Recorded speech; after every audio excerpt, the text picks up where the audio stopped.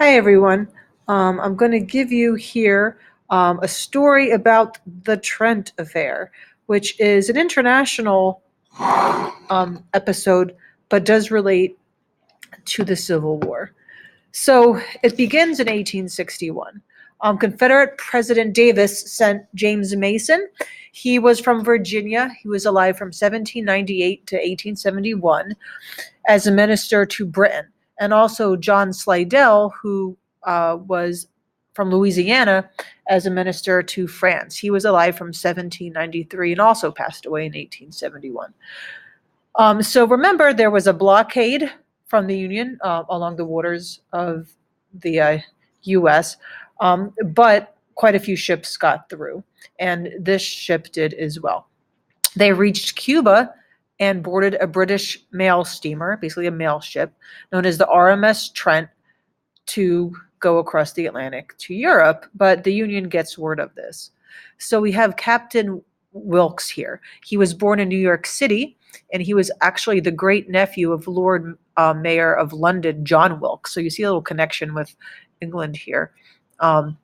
And on November 8th, he has his ship, the USS San Jacinto, halt the Trent 300 miles east of Havana with two shots fired at it. Not meant to hit it, but pretty much just to alarm them. So they boarded the Trent, and they seized the Confederate diplomats, Mason and Slidell, and both of their secretaries. Then they allowed the Trent to resume its voyage of shipping mail or whatever. So there's some controversy here. Many claim that the San Jacinto violated international law by removing people from a ship basically without legal permission. The San Jacinto then lands in Boston on November 23rd, just a few days later, to bring the Confederate prisoners to Fort Warren. Fort Warren was a 28-acre fort, which was the entrance to Boston Harbor.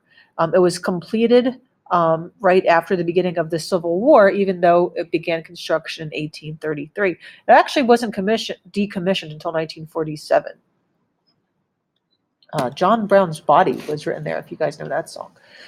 So what's the reaction to this? Well, at this point, early on, the war was going badly for the Union. So the Union really took this as good news. And Northern newspapers were praising Wilkes for his conduct. The House of Representatives even passed a resolution to honor him. The words were, "for his brave, adroit, and patriotic conduct." The reaction to the news in Great Britain, as you can imagine, was not as favorable.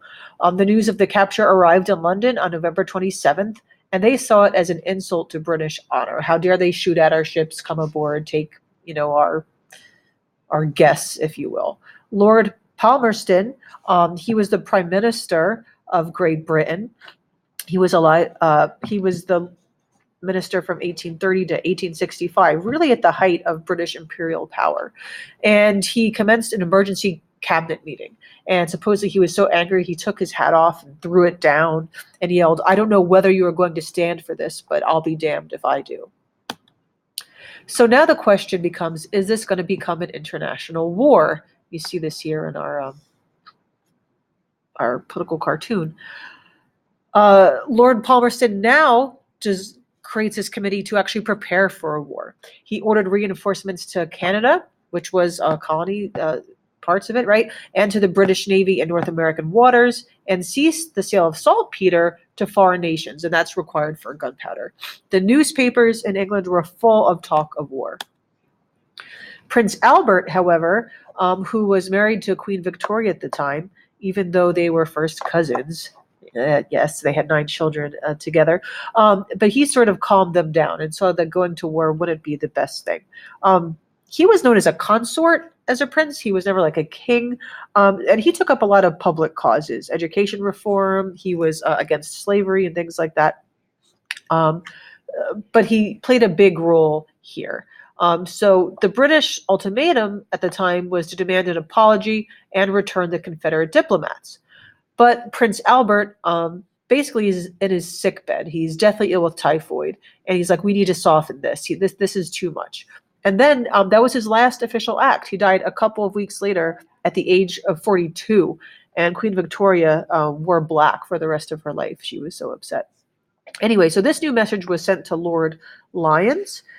He was the minister in Washington to Britain. He was the minister to the U.S. from 1858 to 1865, so throughout our Civil War. Little interesting story about him also. He basically predicted World War One 32 years before it happened. Maybe when we get to World War One, we'll come back to that. So Lyons presents this message to the Secretary of State Seward on December 19th. So Secretary of State Seward was formerly the governor of New York and formerly a New York senator. And he actually was against slavery like Prince Albert was as well. So he gets this message, and also they find out that France says, hey, we're willing to support Britain if you go to war against the United States. So that makes things a little bit worse as well. Lincoln is worried about this. Do you give in to Britain's demands? Is that tough? Or do you sort of placate the Union? They're all excited about this because they're so happy about what Wilkes did.